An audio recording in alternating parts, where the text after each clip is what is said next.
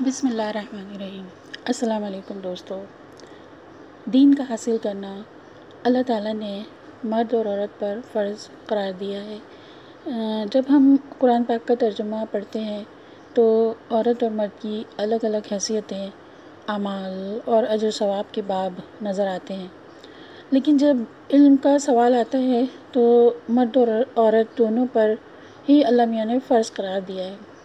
نیز عورت اور مرد دونوں ہی میں اللہ نے اپنی روح بھی پھونکی ہے، جس کے ہوتے ہوئے ہم اشرف المخلوقات قرار پاتے ہیں۔ اس کے علاوہ جب تک روح ہمارے اندر رہتی ہے ہم کھاتے پیتے بھی ہیں اور سوتے جاگتے بھی ہیں اور زندگی بھی گزارتے ہیں۔ جو ہی روح موت آنے پر جسم سے نکلتی ہے، ہمارے جسم کی حیثیت کھوٹی پر لٹکے ہوئے سوٹ سے زیادہ نہیں ہوتی۔ جسے جب تک ہم نے پہنا ہوتا ہے وہ ہمارے ساتھ جسم سے چپک کر حرکت کرتا رہتا ہے۔ دوستو، بچپن میں میرے ذہن میں یہ چیز تھی کہ میں ہمیشہ زندہ رہوں گی، موت کا کوئی تصور نہیں تھا اور ایک لمبی زندگی گزاروں گی۔ پھر چند میتوں میں جانا ہوا، دماغ میں خیال آیا کہ یہ لوگ مر کر کہاں چلے جاتے اور کیا میں بھی مروں گی۔ میں اس وقت بہت چھوٹی تھی۔ وقت کے ساتھ حضرت ابراہیم کا واقعہ نظر سے گزرا، کتابوں میں پڑھا۔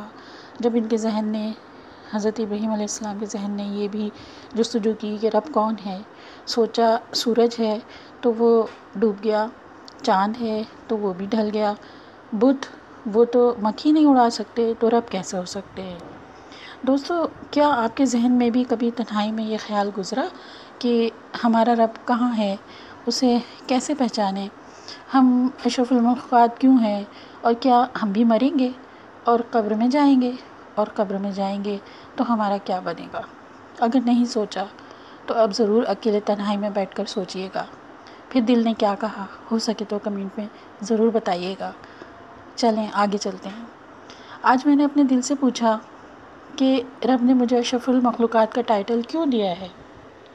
دماغ نے کہا عقل و شعور کی بنا پہ۔ جب میں نے تھوڑا اور غور کیا تو میں نے دیکھا کہ قبرستان کے اندر آدھی رات کو کتے بھونکتے ہیں۔ کیوں؟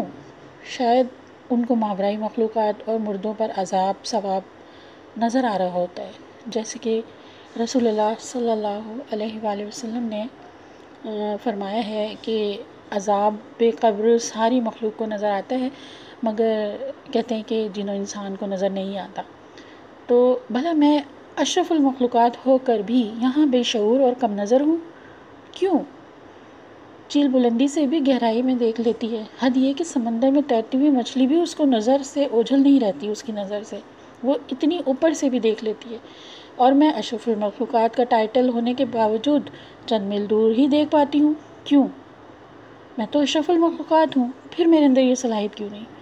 ہاتھی، شیر، بکری کمتر مخلوق ہو کر بھی طاقت میں مجھ سے برتر ہیں۔ مجھے اپنی عقل پر ناز ہے، میں اپنی عقل پر ناز کرتی ہوں۔ یا ہم سبھی سوچتے ہیں کہ ہمارے پر عقل ہے، ہم پڑھ لکھ کر جہاز اڑاتے ہیں، گھر بناتے ہیں، بلڈنگیں بناتے ہیں، مگر یہاں بھی ننھا سا بیا، ننھی سی دیمک کو اور کوے کا گھونسلہ اپنی مہارتوں میں، کاریگری میں انجینئرز کو فیل کر دیتا ہے۔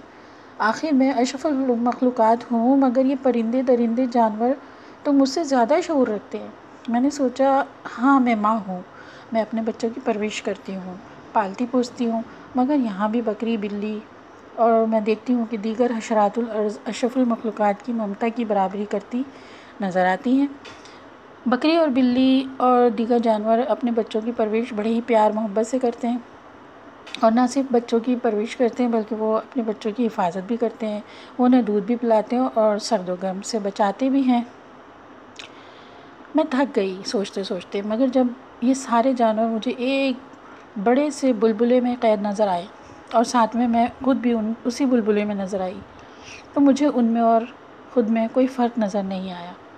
عقل و شعور، سوجھ بوجھ، لڑنے بھیڑنے، مارا ماری، چھینا جھپٹی اور ایک دوسرے کے منہ سے نوالا چھیننے، غصہ کرنے میں، ممتا میں، مذکر مؤنث نر مادہ کے جذبات میں، کچھ بھی تو مجھ میں اور جانوروں کی زندگی میں مجھے فرق نظر نہیں آیا۔ تو پھر میں اشرف المخلوقات کیوں ہوں، کس بنیاد پر ہوں؟ سوچتے سوچتے میں تھک گئی۔ تب کہیں جا کر میرے ذہن کے کسی گوشے میں دل کی کسی دھڑکن سے آواز آئی کہ تمہیں اس بلبلے کو پھوڑ کر اس اسفل اور گری ہوئی زندگی سے نکلنا ہے تو تمہیں نور کے دائرے میں قدم رکھنا ہوگا۔ اس کے لیے تھوڑی سی محنت، لگن اور جستجو کی ضرورت ہے۔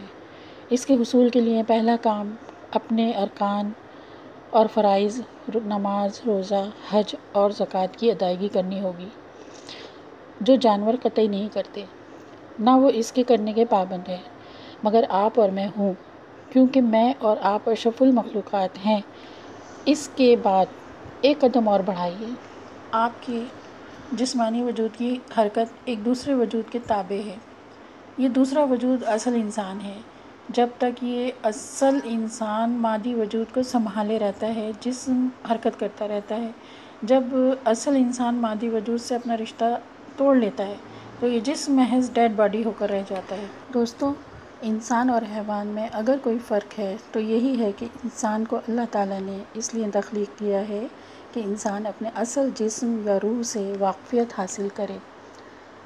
صرف ان تقاضوں کو جو کھانا پینا، سونا جاگنا، لڑنا بھیڑنا، یا جو ایک فطرتی طور پہ انسان اور حیوان میں برابر ہیں، ان تقاضوں کو پورا کر کے حیوانیت کے دائرے سے ہم باہر نہیں نکل سکتے۔ حیوانیت کے دائرے سے نکلنے کے لیے آدمی کو، انسان کو، ہمیں اور آپ کو اپنی تخلیق کا مقصد یعنی اللہ تعالیٰ کے عرفان کی جستجو کرنی ہوگی۔ انسان کا دنیا میں آنے کا مقصد ہی میں سمجھتی ہوں صرف اور صرف یہ ہے کہ وہ اللہ کے عرفان کی جستجو کرے اور اللہ کو پانے کی جستجو کرے۔